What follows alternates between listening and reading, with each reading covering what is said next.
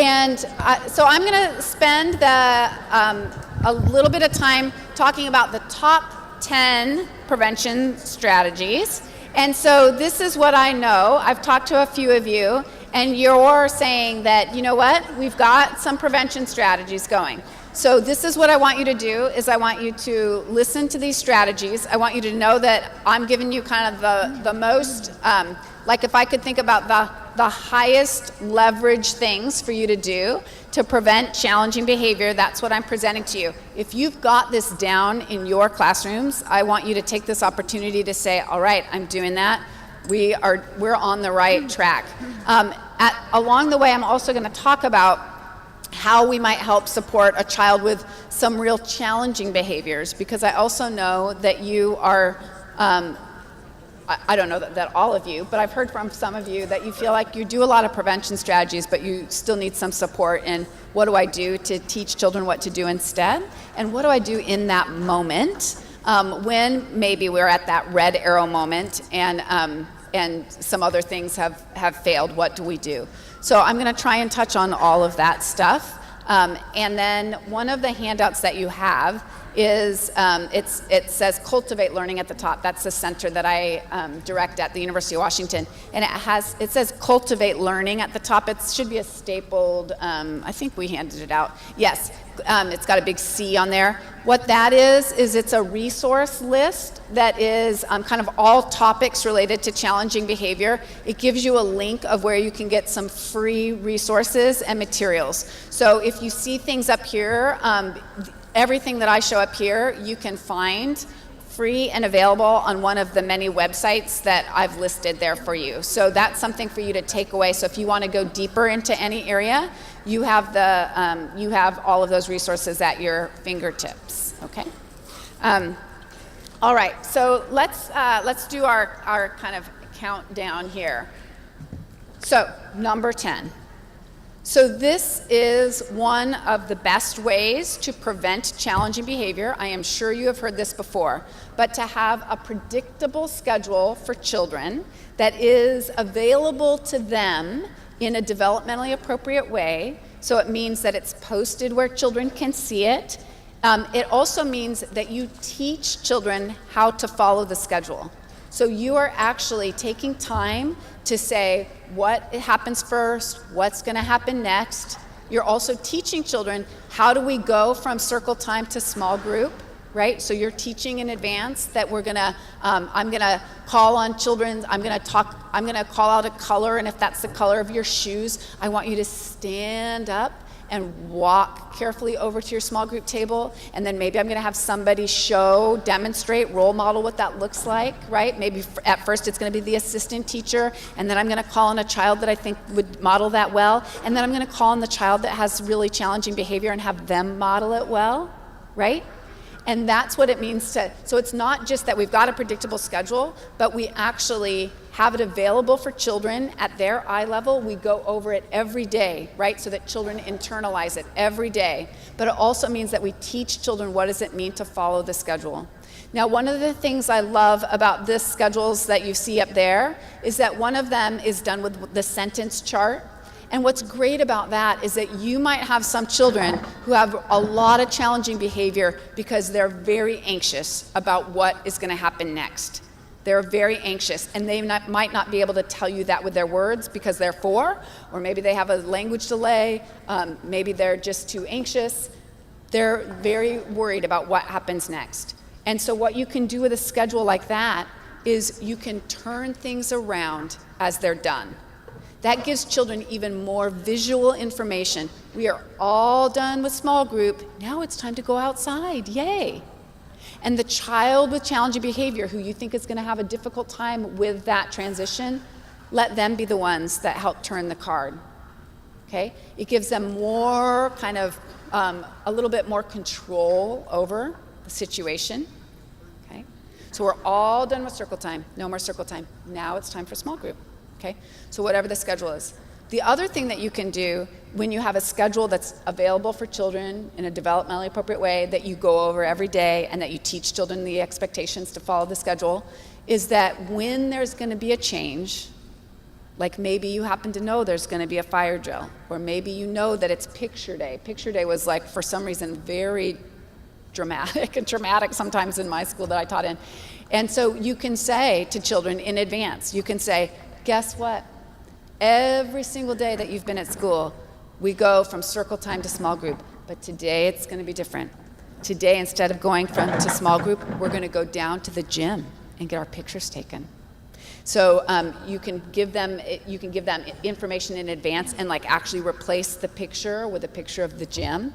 Again, that child that's going to have the hardest time with that transition, have them replace the picture, help you replace the picture so they have more information. So it's not just having a predictable schedule that you follow in the same way every day, but it's teaching children what the expectations are to follow that schedule proactively. It's thinking about the children that will have the most difficult time and giving them the most opportunities for positive and supportive practice. And it's giving them a lot of visual information because young children have short memories. Young children with any kind of developmental delay, it's going to be even shorter. So visual pictures stay. Your words are fleeting, right? You can say, we're going to go to small group. Now it's gone. You said it, it's gone. But a picture stays, right? A picture I can reference.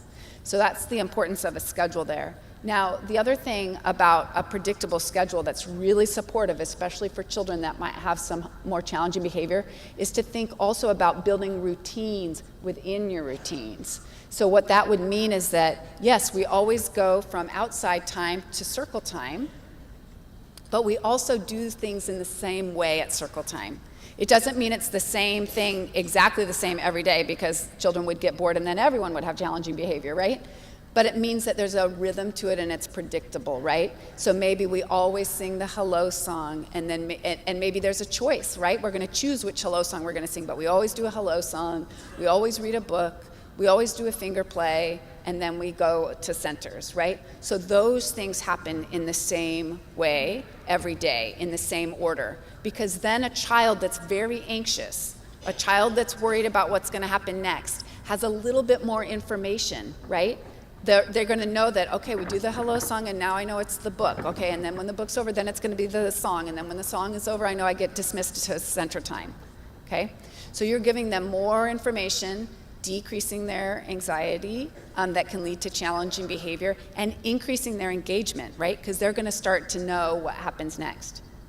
So for even more visual information, I don't have a picture of this, so I'm going to try and describe it as best I can, but I saw one classroom that had done, well, actually a few classrooms in a district, and this was brilliant. So they have, so you can imagine kind of like a tabletop tent board kind of thing, right? That you could have, or like a sentence, one of those frames that you can hang sentence strips on, right? So you can imagine that you've got some kind of frame that you can have some big metal rings.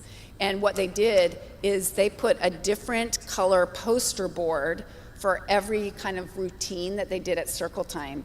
So the first color was red, and red it said hello song, and then they had some Velcro pictures that were the choices of hello songs, right? So then they could say, so they always started on red, so children always knew red meant hello song. They meant that they also knew that they might have an opportunity to pick which hello song they were going to sing if there were some different ones.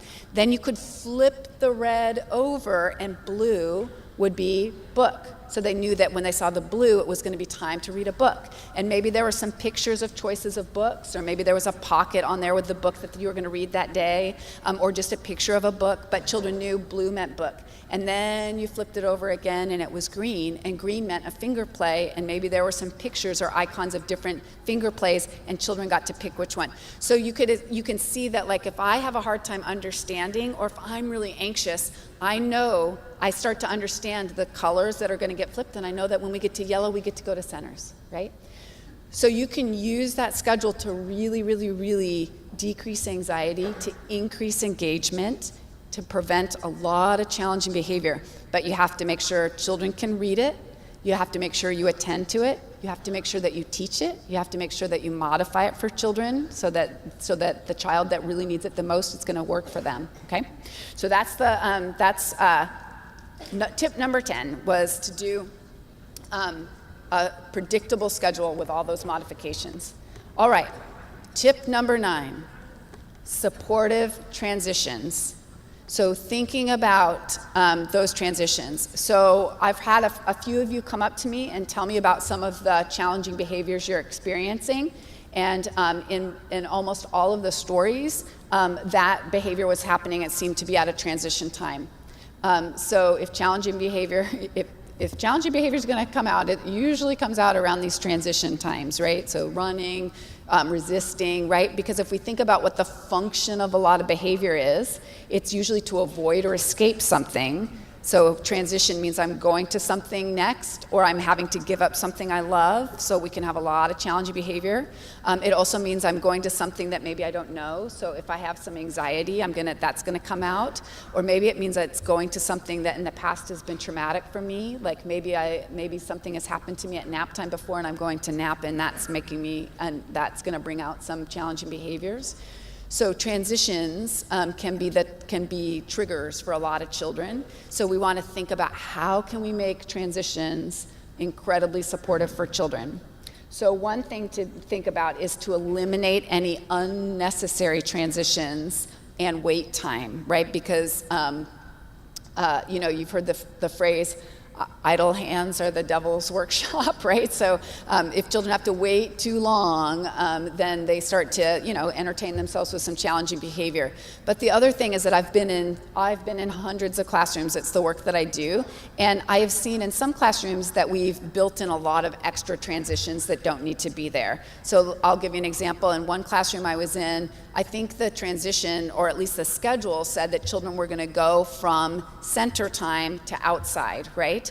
But what actually happened is the teacher rang a bell and all the children had to come together, and then she told them that they all had to go clean up, so they all went back and cleaned up their spaces, and then they all had to come together again, and then they had to check to make sure the spaces were cleaned up, and then they had to line up to go outside. Anyways, there was a lot of extra transitions that were in there that maybe didn't need to be there. So think about, are there too many transitions? Can you eliminate some of those transitions that are happening, given that transitions can be those trigger times for children?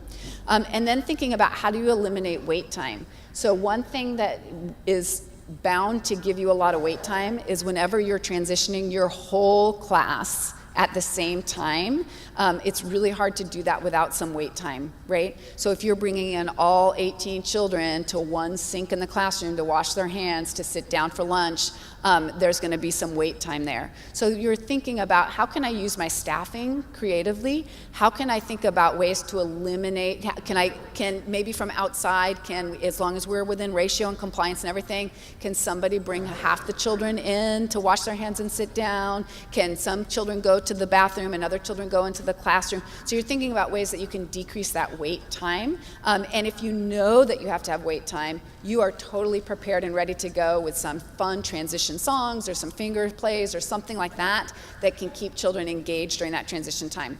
Another thing is that give children something they can start right away, okay? So another big time when I see a lot of challenging behavior happen is when the teacher says, okay, go to small group, but the children have to wait to start the activity until the teacher is sitting at the table, right?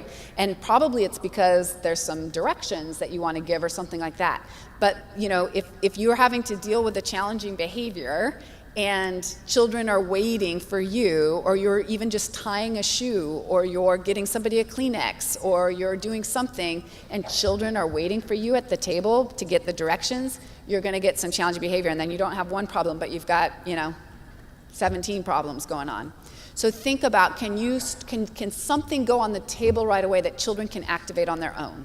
Right? And then maybe you can come and give directions for a different activity. But think about these things like, can Play-Doh be on the table right away? Can tabletop toys be on the table right away? Can something be there that children, can just sheets of paper and crayons be on the table always? So that they can start doing something right away that gets them engaged, so that on those moments that you have to kind of deal with the one-offs, that you've got children are already there and engaged. Okay. So eliminate unnecessary transitions and wait time. Teach the expectations during transition time. So very similar to teaching the schedule, think about what transitions you want children to make. What's the expected behavior? If children were transitioning the way you wanted them to, what would they be doing? And then teach children that positively, right? So teach it to them, like say, this is the way we walk down the hall. right? Young children can't have too many examples or reminders, right? This is the way we walk down the hall. Use visuals, right? Use a visual that shows, a quiet mouth and marshmallow feet or something like that, however you want them to walk down the hall. Catch a bubble and put marshmallow feet on, and that's how I want you to walk down the hall so that we don't disturb others. So you're teaching that in advance. And who can show us how to walk down? Oh, that's great walking. Can you show us? Oh my gosh, I couldn't even hear your footsteps. It's like those are magical marshmallows you're walking on, right? So you're giving lots of positive practice about how to make that transition. But it means that you have to be really clear about how you want children's behavior to be during transitions and what should adults be doing during transition time to make that successful. And then use a consistent cue that signals to children that you are going to make a change, right? So give children warnings, right? So 2 minutes to clean up, 1 minute till clean up, right? We're going to count down to clean up, and then there's a bell that chimes it's cleanup time or something like that. So I like, one of my little personal tips is I really like it when you have a transition cue that you can activate versus something that only the teacher can do, because then you've got an opportunity to use this as a little reinforcer. So one of the things I always have in every classroom that I've ever taught in is a red bell. It's Gail's special red bell, and it gets put up high where children can see it, but they can't access it on their own, or at least not easily, right? And at the very first, when I'm teaching, I'm always ringing, oh, it's Gail's red bell, and that means there's a change, right? That's a transition. But then once I kind of give it that magic, right, it's the teacher's special red bell, then I can start to use it as what we would call a buffer activity. So what that would mean is that I had, for example, a boy named Jordan in my classroom. Jordan he loved, we had a computer and he loved that thing. That was like what he wanted to do all the time, always. When I said it's time to clean up and he had to leave the computer, there was a ton of challenging behavior, right? But what I could do is say, Jordan, do you want to ring Gail's red bell to tell the kids it's time to go to cleanup? So computer's pretty awesome, but only one kid once in a while gets to ring this red bell, right? My mistake the first time, only made it once, was to bring the red bell to him at the computer, right? Because you know how that went, right? Ding, ding, ding, and then we had the challenge behavior anyways. So what we would do is like bring it like, Jordan, you want to ring the red bell? And then he would come over there, and then he's already on his way to the transition, right, on that. So you can use those activation things as ways to, again, for the children that you're concerned about, that you can have them be, you're going to give everybody an opportunity eventually, but you can target, if you will, the child that's going to have challenge behavior, the hardest time of that transition, to be the one that gets to activate that. The other big tip I would have is during cleanup time, which can be just rife with lots of challenging behaviors, and I see that go awry a lot, because I think it's really hard to, like, there's a fine line between continuing to play and clean up, right? Like, they kind of look the same, right? I'm putting things on the shelf and taking things off. So one tip would be to play a consistent song. Right? So always play a song, not sing a song, because you want to use your voice to go around, redirect if you need to, provide lots of encouragement for children that are doing a great job cleaning up. So you need to keep your voice, your teacher voice, for that. But if you play a song, and it doesn't have to, there are songs specifically about cleanup, but it doesn't even have to be that. It can be, like, I work in one classroom that plays Rockin' Robin, and whenever they play Rockin' Robin, the children jump up and they start cleaning up and they try and get the room clean before Rockin' Robin's even done, right? And so that kind of helps them internalize, like, that's the cleanup song. And then the teachers can all go around and help redirect or give a choice, like, oh, Amanda, do you want to clean up the blue blocks or the red blocks? Do you want to, oh, can you put one on the shelf and one in the basket? Jordan, do you want to clean up by yourself, or should we be a team? Can we do it like a team, right? So you can go around and really support, because that song's playing for you to kind of to keep everybody else going on the cleanup time. All right, these are like some of the top tips. So I already talked about this, using a motivating activity. So having something that brings children to the next transition. So I don't think I've ever taught in a classroom without a thing of bubbles around my neck, right? Bubbles everywhere. So blowing as long as that's okay for you to have bubbles in the classroom, then this is one of the best ways to get children to line up, right? Or to come to circle, right? So you can go, ding, ding, ding, time for circle, and a few children come over and you're like, bubbles, I have bubbles for kids at circle, right? So then the children that are there are getting reinforced and staying engaged, and the other children are coming because they're highly motivated because you've got bubbles, or I don't know why this one is motivating to children, but I would even have like a spray bottle and I'd be like, it's raining, and the kids love that. Now, I am from Seattle, so that might be a Seattle thing, but you might try it at your circle time too, right? I'd be like, it's raining, get out your umbrellas, and the kids, oh, it's so funny. So just something motivating to get children to the next thing. Sometimes, again, has to work with your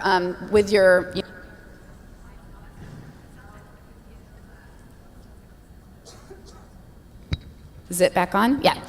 So sometimes we would call, we'd say it's time for circle time, and we'd give out, and I'd have little squirts of hand lotion, right? And I'd be like, oh, so-and-so gets hand lotion.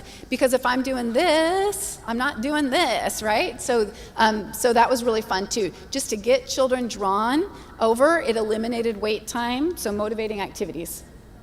Okay, helping visual supports, right? Children lining up, showing them where to line up, how to properly space, right? Giving each other enough of a bubble, so we just have some spots on the floor for children to line up on. They know where to line up. You probably all do that. Using lots of visuals and pictures, so to show children, so again, the child with challenging behavior, to show them where you're going next is a really big help, because remember, your words are fleeting, they might not understand them, but if you can show them where they're going next, that can help a lot. So if you, on that list of curated resources, hopefully everyone's been to headstart.inclusion.org.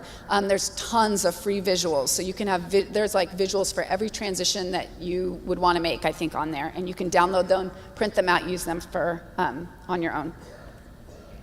All right, providing choices for children. So this is another great strategy to help children get through transition times. So if you give children some control, so it's not do you want to clean up or not, but do you want to use the green sponge or the blue sponge? Do you want to sit on the green mat or the blue mat? You all know how to do choices. Would you like to use a marker or a crayon, right? So it's not do you want to do the activity or not, but you're giving choices that they can activate. That's one of the best prevention strategies. Do you want to put away the blocks or the farm animals? So choices being given. I don't know if you have ever used these. These are called all done buckets. But this is for the child that, or the children, that you're at your small group table and you had this activity planned and you thought it was going to take, the 15 minutes that you had scheduled for a small group activity, and one child finishes it in a minute, and you don't have the staffing to let them go over to the next activity yet. And you also want them to stay and engage in conversation. So we do these things called all done buckets, where we put some, there's one for each table that's color coordinated, and we just put some activities in there that children can do. So if they are done with the scheduled activity or the planned activity at small group, they can get the all done bucket and look through it and stay at the table. So maybe there's books, maybe there's puzzles. You don't want to put super motivating things in there, or else they'll always want to get the all done bucket. But it's something that they can do to help them stay at the table, rather than running off and giving you kind of a supervisory issue. Okay, so it's a way for you to keep children there and track. All right, and then we always go over what the expectations are in advance of the transition. So you want to give children lots of information about how you're going to make the transition, right? So we're teaching always how to make that transition. So this one I might have to have you activate. Good. Okay, good. Here we go. So we're just going to watch a teacher give the expectations for, oops, we don't have any sound, but good thing it has some, sorry about that. I thought we had sound a little bit earlier. All right. Well, you could read the little things there. So he's just giving them a warning about, as they're going in, what are they going to do to make that transition smooth. All right. I don't know why the sound isn't working, but thank you for being good sports, and I appreciate that. Okay, 10 was predictable schedule, teaching it, modifying it, routines within routines. 9 was supportive transitions, huge. Okay, number 8. So I talked with some people that are already using a staffing chart. So I'm going to give you I'm going to tell you what a staffing chart is and how you can use it, but also how you can use it when you're thinking about a child with kind of some high amplitude challenging behavior as well. So a staffing chart is one of the best ways to have a well-run classroom that is going to allow you to prevent a lot of challenging behavior, but also give you the support that you need to address when there's a particular child or a particular behavior that needs more attention, okay? So what you do with a staffing chart, so we've put up here kind of the Cadillac version of a staffing chart, but what you would do is and you can find lots of versions of these on the ECLKC, but down the left-hand side of a staffing chart, you just write down what your schedule of the day is, including the transitions. So what are all the activities and then the transitions that happen during the day go down the left-hand side. And then across the top, you think about how many adults you have in your classroom. So maybe you consistently have 2, maybe you consistently have 3, maybe you have 2 and every once in a while you have 3. So you're thinking about who are the staff in your classroom. So let's say that you have 3. This is kind of the Cadillac version, I guess, with 3 across the top. And so what you do is you just say there's a staff person A, B, and C. So you don't put people's names on them. You just say, role A, B, and C. And then you break down everything that needs to happen to make that activity go very smoothly, okay? So if you look at the first one, I wonder if this works too even. Oh, I don't know. So if you look at the first one, it is arrival, right? And so we've got staff person A is going to be at assuming that parents bring the children, staff person A is greeting all of the parents. Staff person B is over by the cubbies, helping children put their backpacks away, their coats away, taking things out of the backpacks that need to be taken out, putting things in that need to be put in. And staff person C is already over at the breakfast tables waiting for the children, or the small group tables waiting for the children, and ready to start engaging them right away. So children come in, they get, parents are greeted, then children are encouraged to go to the cubbies, somebody's there to help them with the cubbies, and then somebody's already there at the tables ready to engage them right away, right? Knowing how to engage the children. And then it's breakfast time, and there's 3 tables, and there's a staff member that already knows which table is theirs. So there's none of this like, wait, I should go, no, you should go over there. Can you go sit over there? You should go over there, right? None of that has to happen. I just know I'm staff person A, I go to the red table. And I'm also thinking, I'm staff person A, I'm gonna go to the red table, and I know that Valerie sits at the red table and she needs some extra support, so I'm gonna make sure I'm sitting next to Valerie, right? So you can use the staffing chart to really help think about who do I need to be closer to so that I have more of an opportunity to prevent some challenging behavior, right? Okay, who do I need to be next to give a break to, right? So that maybe they're getting overwhelmed, but I can give them a break. So I'm thinking about that. Who needs an adaptive spoon? Who needs lactate? You're thinking about all that stuff because you know your table and you know that you're already going to that table. And then we make a transition, right? A transition to outside. So staff person A is the person that is, sorry, I can't read this and I can't see my slides. Staff person A is ready to help support the transition. And somebody is, going to clean up the tables at the end. They already know that. There doesn't have to be a discussion. And somebody is kind of helping children make that transition over to the line, right? So you are thinking about all the things that have to happen, and you're scheduling your staff so that they know everything that needs to happen, and then you can rotate these roles, right? So everybody, I don't know about you, but every once in a while it was really great to be the one that got to stay behind in the classroom and clean the tables, right? Sometimes that's what I loved, right? So rotating it, so everybody gets a chance to have that break, everybody gets a chance to get fresh air and go outside, everybody gets a chance to be the one that leads circle time.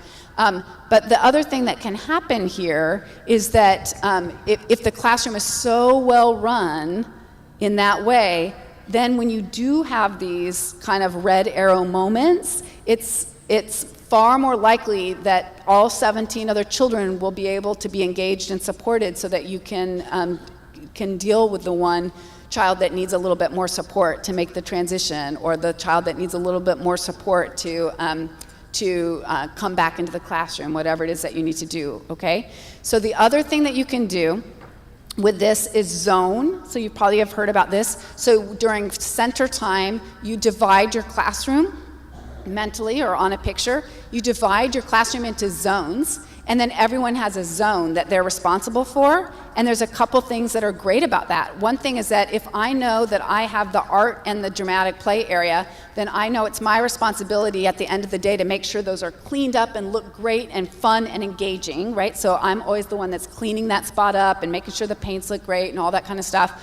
I'm also the one that's thinking about, what children might need in that area, and in particular, what, if so-and-so is going to come over to the area, like what might be engaging for them in that area. So I'm thinking ahead about the children that are going to be in that area.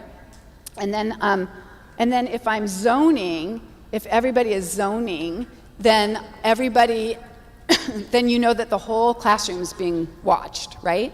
So sometimes what happens when we have children with some challenging behavior, especially if there's more than one, we kind of Velcro ourselves just to that child, and we're just following that child around, and then we've kind of lost the whole classroom because no one's really paying attention. So if you're in zones, then you're positioned so that you can see all of the children, right? You want to be positioned so you can see all the children in all your zone. And then if Amanda has some challenging behavior and Amanda's going to the next area, I can use my words to tell the teacher, the next teacher, and I can say, hey, it looks like Amanda's coming over to the sand table.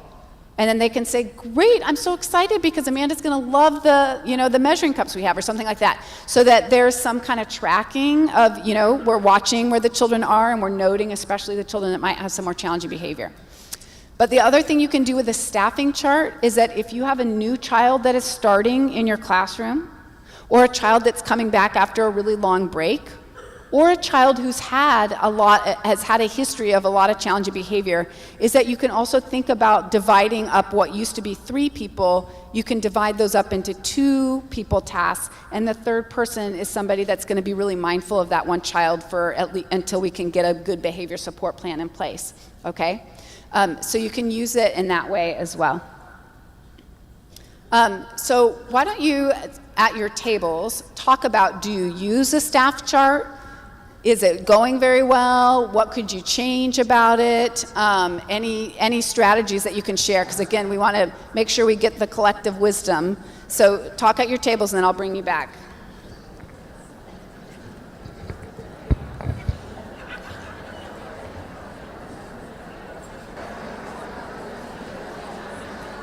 Okay, show me 5.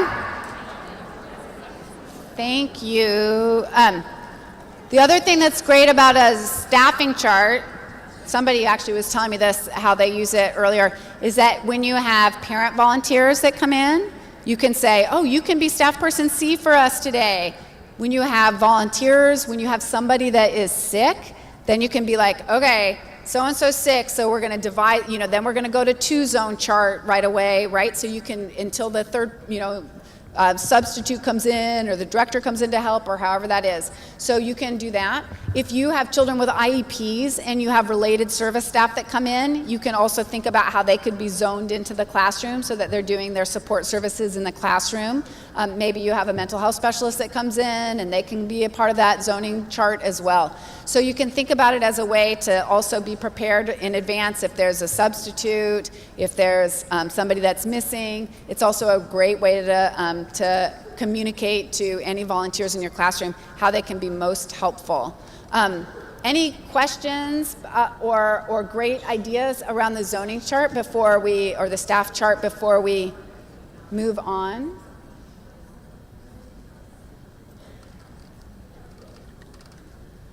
Okay, I'll say one other little thing. So we assign people to tables, right? So if you're staff person A, maybe you're staff person A for the week, and you're always at the red table. And one of the things that we do that's very helpful when you have children with challenged behavior is assign children to the same small group table for at least a while, so that they know that the children that sit at the red table always sit at the red table, the children that sit at the blue table always sit at the blue table. And so if I'm assigned to the red table, then I am also thinking about what do I need to do to support the children at that table. So remember my story about Ramon, who really didn't like cutting because he wasn't very good at it, and that cause a lot of challenge behavior. If I'm at the red table and I know Ramon sits at the red table, then I'm going to be thinking in advance, okay, how can I help Ramon be successful here? I can give him some squeeze scissors, I can modify his activity, I can put straws in there so he can practice cutting straws, which is pretty fun because they bounce, you know.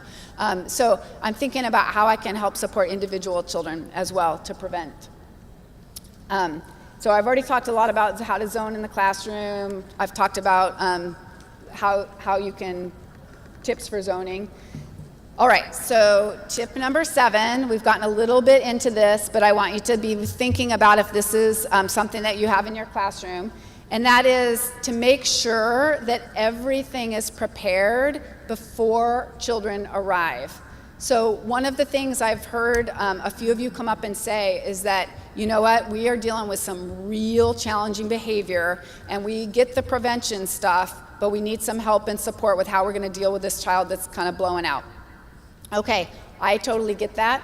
I have been there and I'm happy to give you some tips for that, but I can tell you that if your room is not really well prepared and high functioning and all those prevention things are in place, it's going to be a disaster when you try and support that one child, right? So you want to be really sure that you've got a really secure foundation, which I'm sure you do. And again, this is the time to pat yourself on the back or to say, you know what, I know that's important, but I haven't done that for a while. So this is what this tip is about, is making sure that everything looks engaging and fun, right? It's an inviting and enticing and stimulating, not overstimulating, but stimulating place for children to come into. They come in, things are ready for them.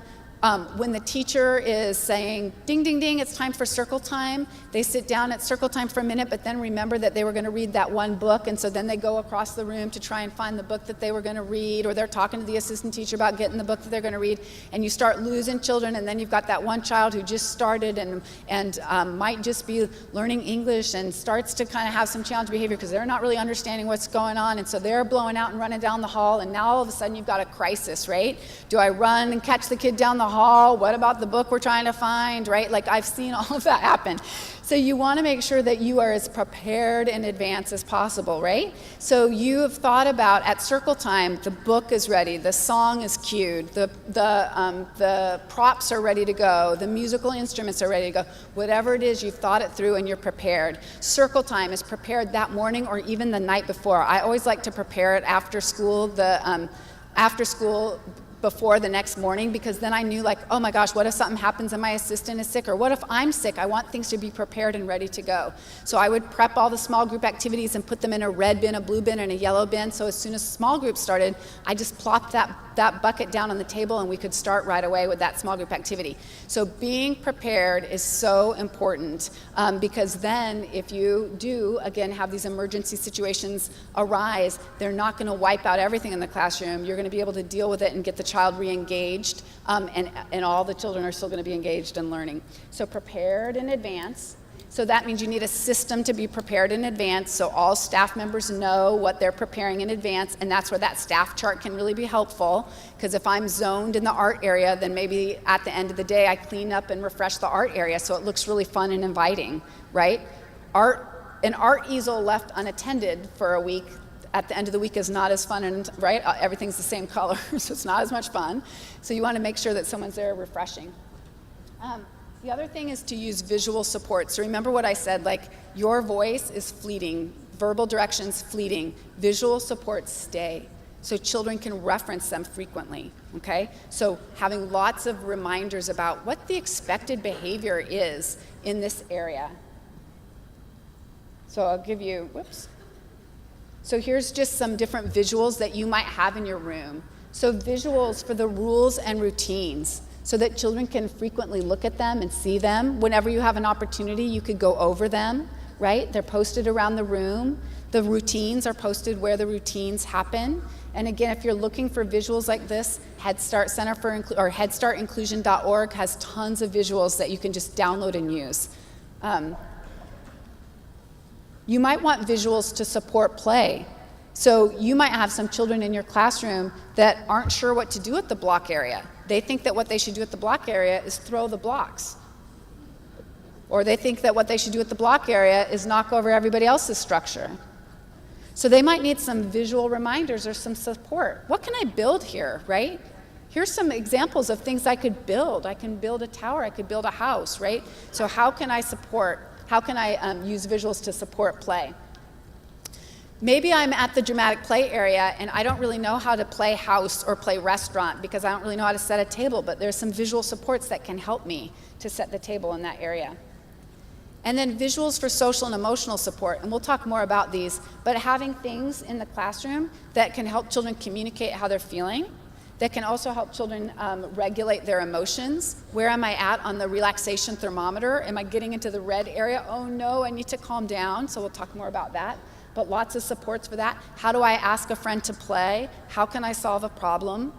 Visual supports, reminders, right? Lots of different ideas for how I can calm myself down when I'm feeling kind of upset and anxious. And then visuals for communication. So remember that some children engage in challenging behavior because they don't have the words, they don't have language, but they might be able to use pictures and point to pictures. So one thing that we try and do in classrooms that I work in is we do a lot of conversations at mealtime, which I'm sure you do too, with family-style meals, lots of conversations. But some children don't really know how to have a conversation at mealtime. Some children might not have language. So one of the things we do are these like meal talk cards, and they're just like conversation starters. So we just laminate them, and it might be like, what's your favorite TV show? What's your favorite cartoon? What's your favorite food to eat? What's your favorite book? And they're just like these kind of cards that a child can pick and start a conversation. So even if they don't have language, they can point to a picture that they of what they like, right? And those are so much fun. So we just have them up around the room, and children love to get the snack cards, right? So we call them snack cards or meal cards, right? And we put different ideas in there. What's your favorite song? What's your favorite color? And that just kind of can stimulate some conversation and support a child that might not have language. And then we can also give them lots of pictures about how to communicate with a friend. Yeah. We call them snack cards or like meal cards, but they're just kind of those conversation starters that you can have. They're pretty fun. All right, I don't know if we have audio. If we do, this will be great. If not, we'll skip it, but let's try it. Oh, no.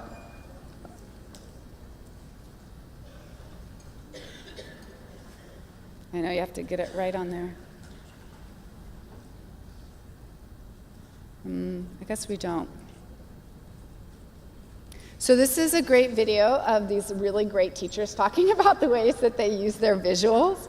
And luckily, again, it's subtitled, so you can maybe see how they're using it and read along. We will have a break soon, and we'll get this audio figured out. I know we will. I love these teachers. They're awesome. So they're talking about schedules, prompts.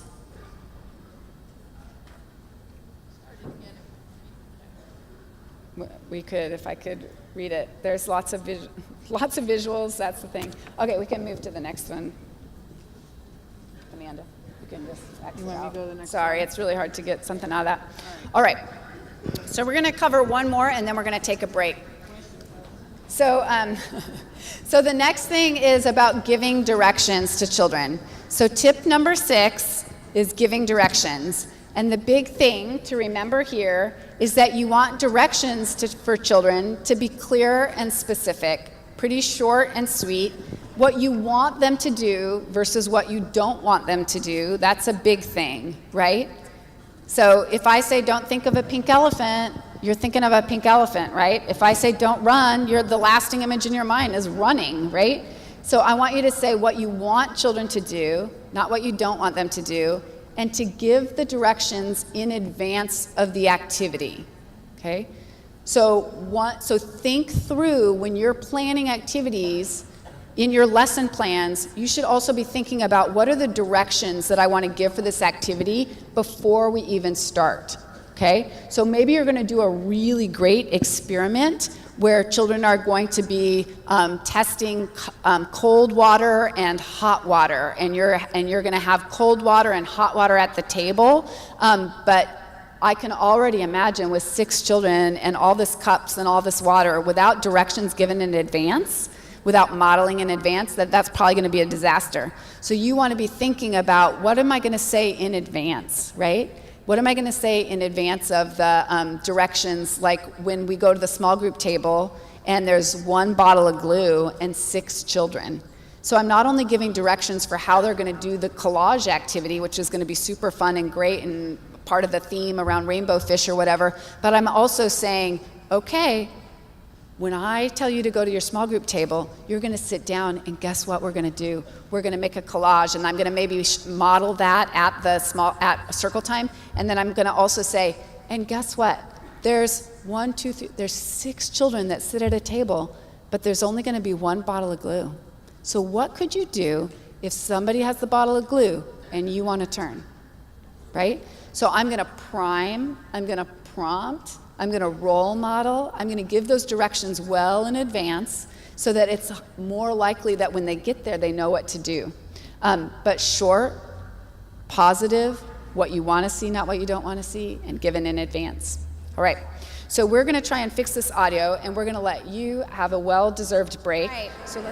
So we ended thinking about how we are going to make sure to give directions in advance, keeping them positive, what we want children to do versus what we don't want them to do, thinking in advance of all the directions and the social skills that I want to provide directions on before children start activities. The other thing is that you can, again, post visual expectations of expected behavior, visuals of expected behavior, I should say.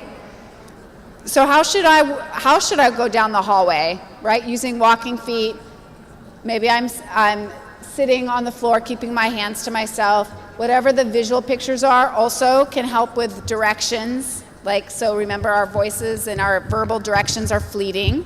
So giving children visual directions as well. So I always, when I'm teaching circle time, when I'm doing circle time, I like to always have the visual expectations where people can see them. That is very helpful.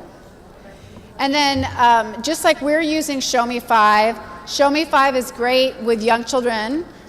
So Show Me 5 is you teach children that it is eyes are on me, right? Or eyes are on the action. Your ears are listening. Your mouth is quiet. Your hands are to yourself. And then you're sitting however you want to be sitting. Crisscross applesauce, 4 on the floor, however you like to do, having children sit. But you can teach children that at the beginning of the year, right? Or teach it to them now if you don't already use it. And it's a great way to cue the group back to you. As you can see, we've been using it today. It's a great way to get children to really quickly give them a lot of directions all at once. You can say, oh, show me 5, so-and-so showing me 5, so-and-so showing me 5. I like to play the freeze song, so we play the freeze song, and then when it stops, they have to show me 5. They do a small group activity where they trace their hands, and I give them little icon pictures of what Show Me 5 means, and they glue them to their hands, and then they can take it home and show their mom and dad what Show Me 5 is. It's a great way, again, if you're in a situation where you've got kind of a red arrow moment, to say, show me 5, right? Okay, let's all come back and sit down, right? So it's a great way when you're on a field trip. It's a great way to stop and count everyone to make sure that I've got everyone that I need. So Show Me 5 is a fun one. That visual you can find on headstartinclusion.org. We have a little Show Me 5 visual that you can download. Okay. So tip number 5 is all important, and we've alluded to this along the way, but it is catching children being good, right? It is taking every opportunity that you have to notice children when they are engaged in appropriate behavior. And it's not an empty good job, but instead it is a behavior descriptive statement, right? This is what I see you doing, right? So it doesn't even have to say good job. It can be, oh, Amanda is sitting and listening, Captain Bob will be ready to hear the story, okay? So it's just acknowledging children's appropriate behavior. And you really want to strike a balance here where you are attending to appropriate behavior far more often than you are attending to inappropriate behavior. And we have to work really hard at that because we are programmed with what we call a negativity bias, right? We are programmed to look for threats. It's how we have survived as humans. So it's not unusual that if I'm in a classroom that my attention goes directly to children that are engaged in challenging behavior, right? They're a threat to themselves, to others, to me, right? So I have to work so hard. I have to be really intentional. And part of doing great positive behavioral support is deliberate practice. It takes deliberate practice. You have to work extra hard to notice children who are doing the right thing on a regular basis. So that means we also kind of like fill in the piggy bank. It means that sometimes we need visual reminders for ourselves, right? Maybe it's that you put, 50 pennies in your left pocket, and every time you notice somebody doing the right thing, and you verbally tell them, or you give them a high five, or you give them a thumbs up or something, you move a penny to your right pocket. And your goal is to have your right pocket full by the end of the day. Maybe this is another opportunity for masking tape on your leg, and every time you hear your colleague praise somebody or give somebody some encouragement, you're putting a mark on your leg, right? And then on the other side is maybe when they're attending to inappropriate behavior and you're trying to get a better ratio, okay? So you have to, so it sounds easy, catch children being good, but you have to overcome that negativity bias that we all have, right? So you've got to be really intentional. And especially if it's a child who has some behaviors that push your buttons, what teachers do normally, what humans do normally, is avoid a stimulus that we find aversive, right?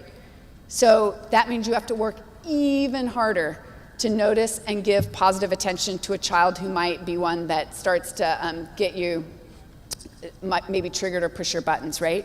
You've got to be extra intentional. And for some children, I know that you are working with children that have some really kind of high amplitude challenging behaviors. And so it means that you have to take every opportunity that you can to notice their positive behavior, because there might not be that much of it right now. I get that. So it might be like, oh, you got off the bus, right? You might start there, right? You are using your walking feet, right? So you're going to be really intentional about how can I, you are keeping your saliva in your mouth right now, right? So you want to make sure that you are giving lots and lots and lots of positive attention, okay? And catching them, right? So maybe they were about to hit, but you're like, oh my gosh, wow, you are keeping yourself calm. That is something.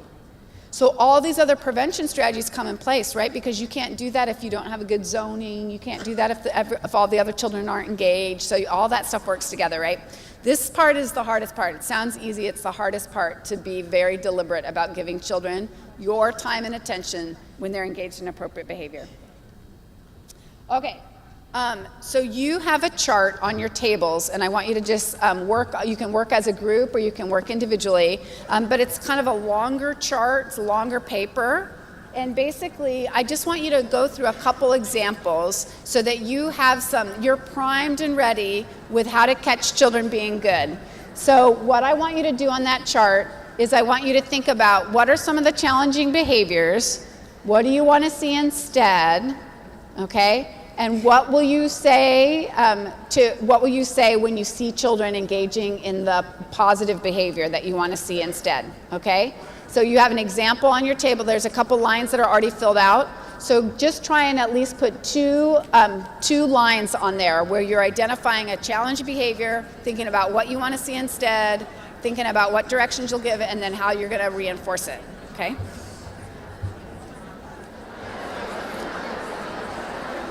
Okay, show me 5. Whew. Okay, great. So I am seeing, from up here, I am seeing some stuff written in there. That is great. I hope you take this and keep working on this so that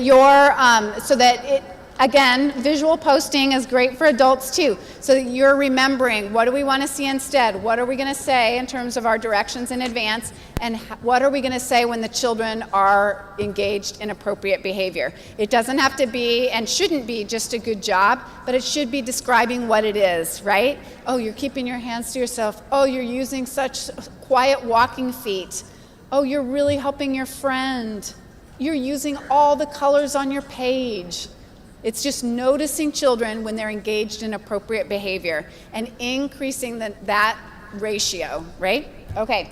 You can also do this with some, some visuals here. So I can't quite see all of them, but you can give high fives. I come from the University of Washington, and we have a husky is our mascot, I guess. And so we have this fun thing at the school that's affiliated with the University of Washington, where when we catch children being good, we give them a little cute little paper dog bone that they get to Velcro into the dog house, because we have a husky, right? So they're feeding the husky whenever they're doing something good. Some people have put, stars up. Some people have put, 1 year, I guess I did a rocket ship that was, there was a big piece of Velcro that went up the whole wall, and I had a rocket ship, and it started at the bottom every day, and every time I caught someone being good, they got to boost the rocket ship up higher and higher, and then it got really fun, because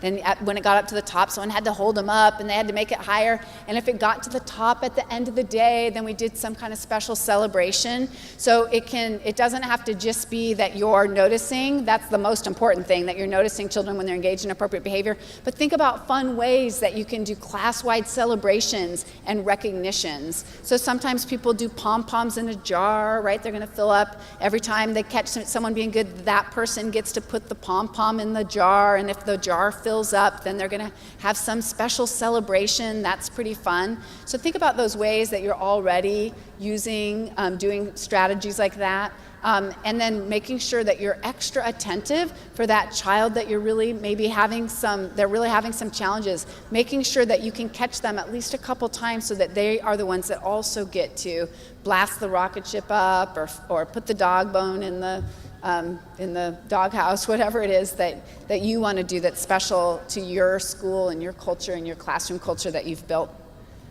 Okay. Number 4, this is a big one. So tip number 4 is to use redirection.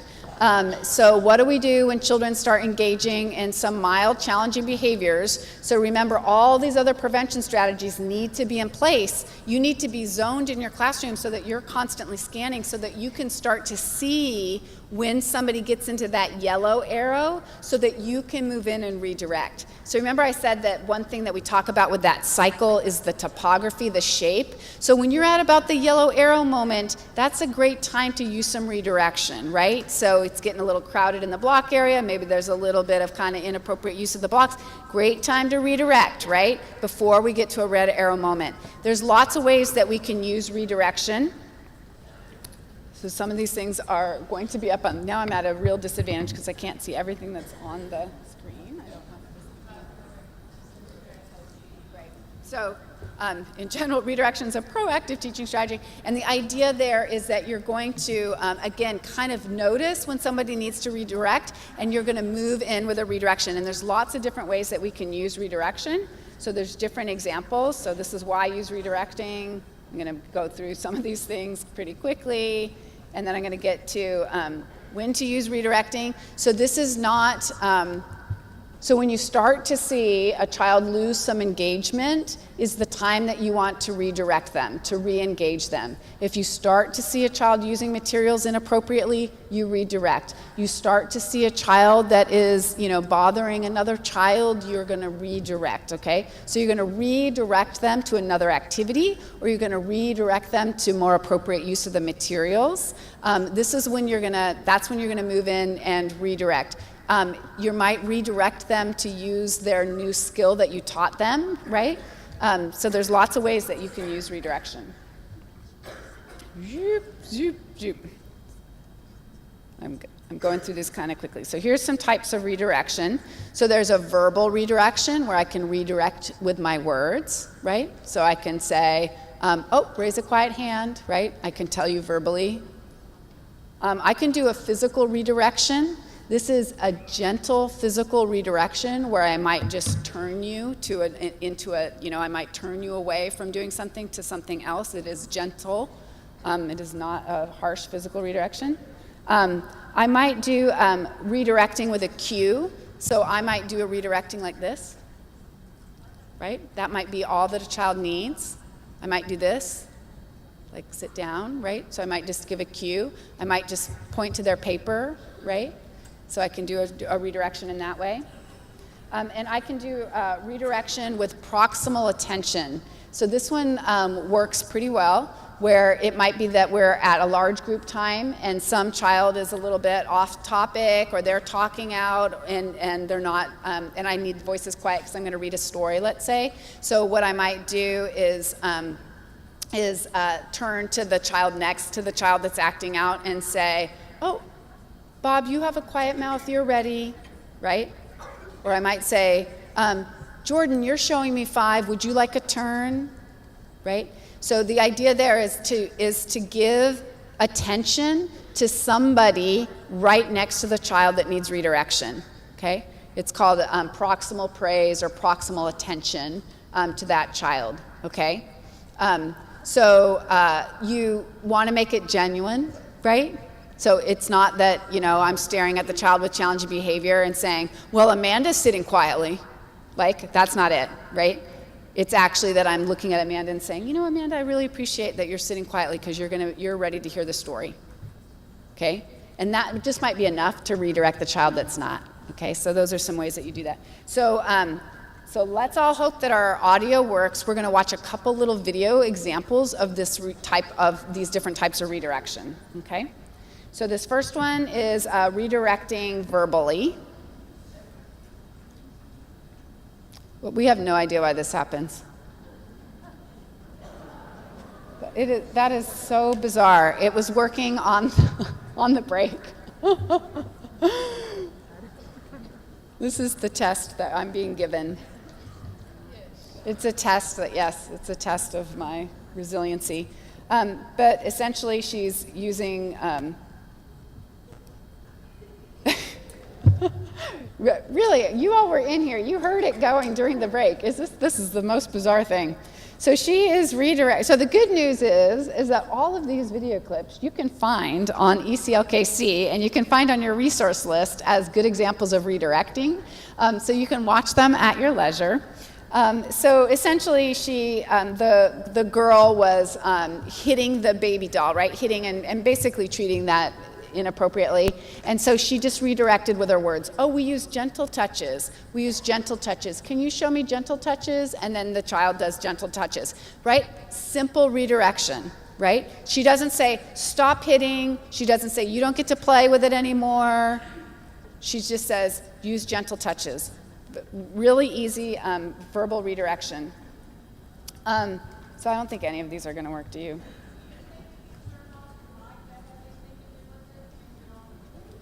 Oh, you tried that part and it doesn't work? That was such a great suggestion, but I don't think that... Oh, they tried that during the break. But you got it to work during the break, yeah? Okay, it's just a mystery. It has performance anxiety, I guess. I don't know what's going on. All right.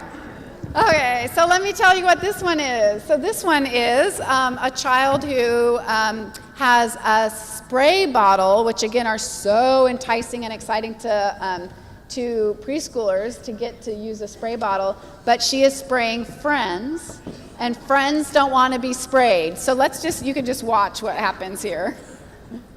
The teacher redirects and says, spray the windows need cleaning, right? So she's just kind of redirecting away from, instead of saying, stop spraying your friend, she's saying, oh, let's spray the windows. And then this teacher, who's amazing, happened to have some squeegees, so brought out some squeegees, and now they have this whole activity around cleaning the windows. But again, that could have turned really bad, right? Like she could have said, stop spraying your friend, and it could have been a big thing. But instead she just said, let's spray the windows, okay? So again, verbal redirect, gestural redirect. This last one is a gestural cue during circle. I don't think they're not going to be very helpful without being able to see what's going on, or without being able to hear what's going on. I guess you can read it. But she is she's using binoculars because she is searching to find someone who is showing her 5 and is ready. So that's a really fun way to get kids re-cued. So redirection is your friend. It is when you want to have all those other things in place, and when you see somebody losing engagement, when you see somebody using materials inappropriately, when you see somebody kind of messing with a friend inappropriately, those are all great opportunities to use a redirection. A verbal redirection, a visual or a gestural redirection, right? A cue, proximal praise. All of those are great ways. A gentle physical just redirection. Sometimes it's a redirection to make another choice, right? Right? It's, we're keeping we want to keep the sand in the table, okay? And then if they're continuing to have problems keeping the sand in the table, then it might be, let's make another choice. I see the computer's open or blocks are open, okay? So that's the type of redirection. So here's a little challenge for you. Hopefully you can read these things. So I want you to pick one of these and at your table come up with how you would do a redirection. These are common scenarios. So there's 6 of them. You can go through as many as you want, but just pick one that speaks to you and then decide as many different ways that you can come up with that you might do redirection. So talk about that at your tables.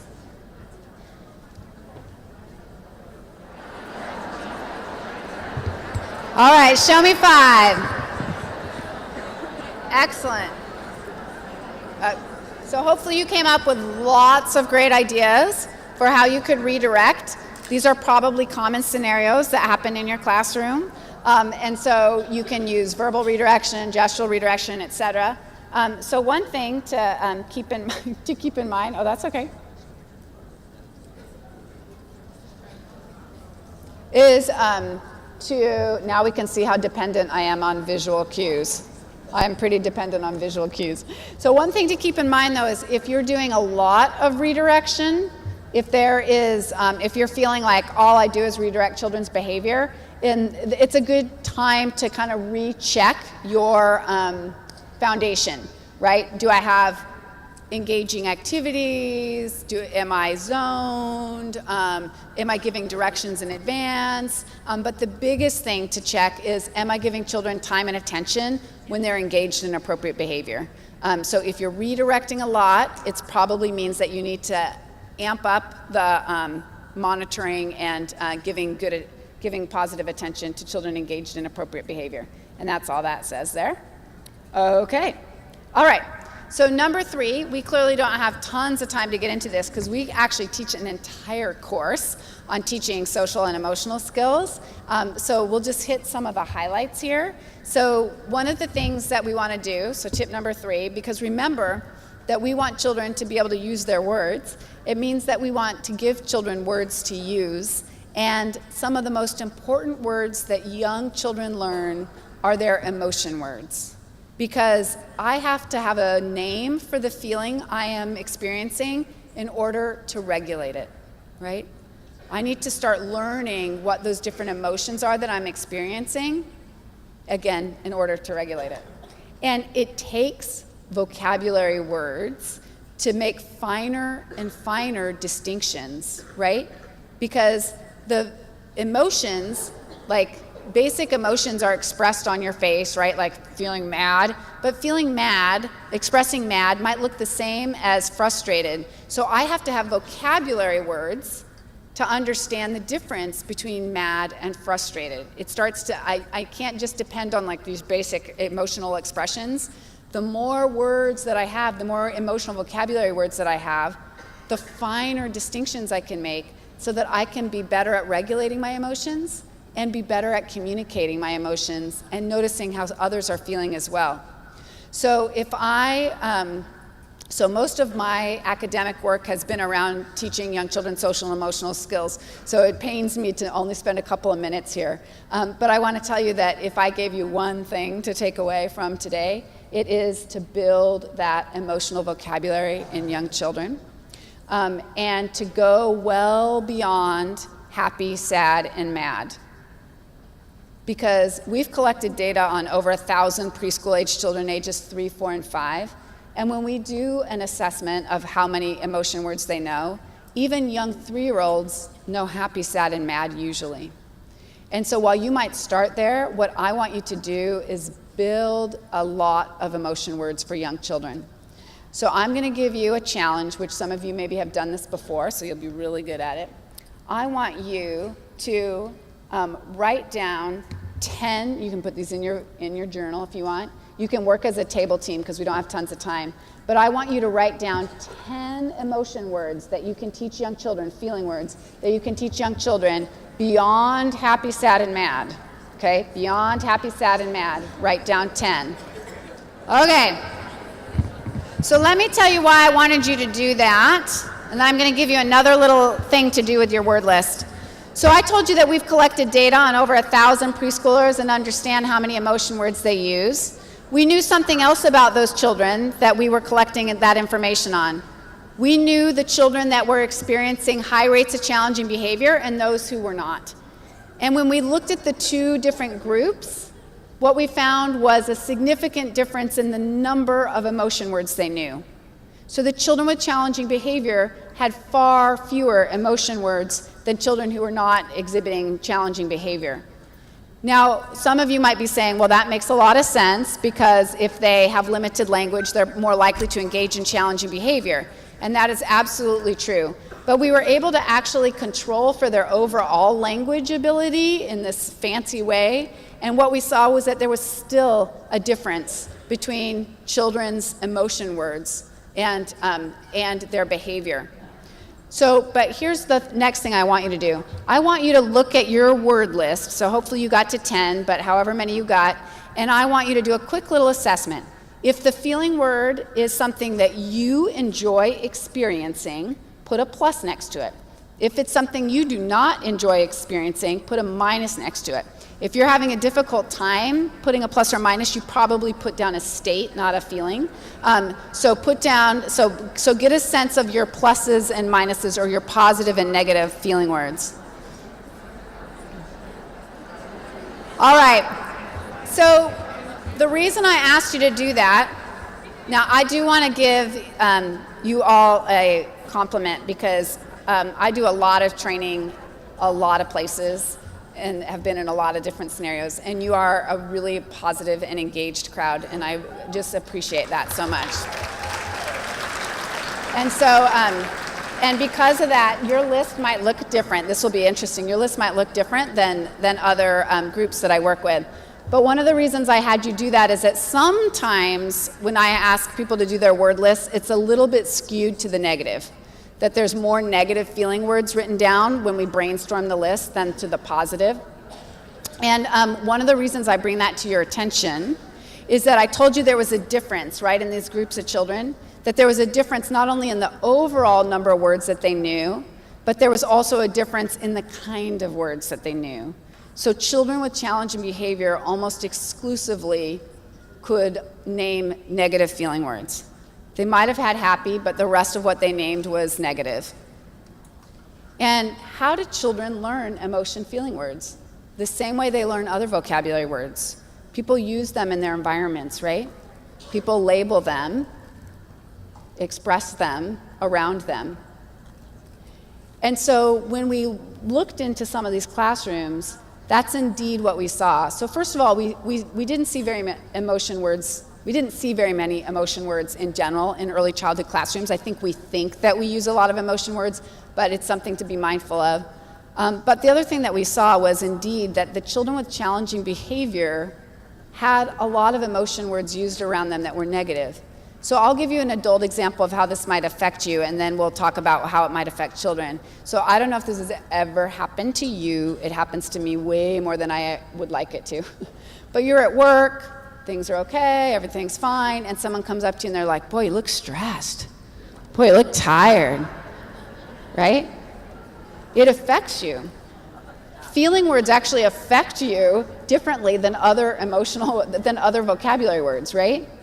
So I like immediately go in I'm splashing water on my face and getting concealer, whatever, right? And then I'm like, oh, maybe I am stressed, maybe I am tired, right? I didn't feel that way before, but now I feel that way.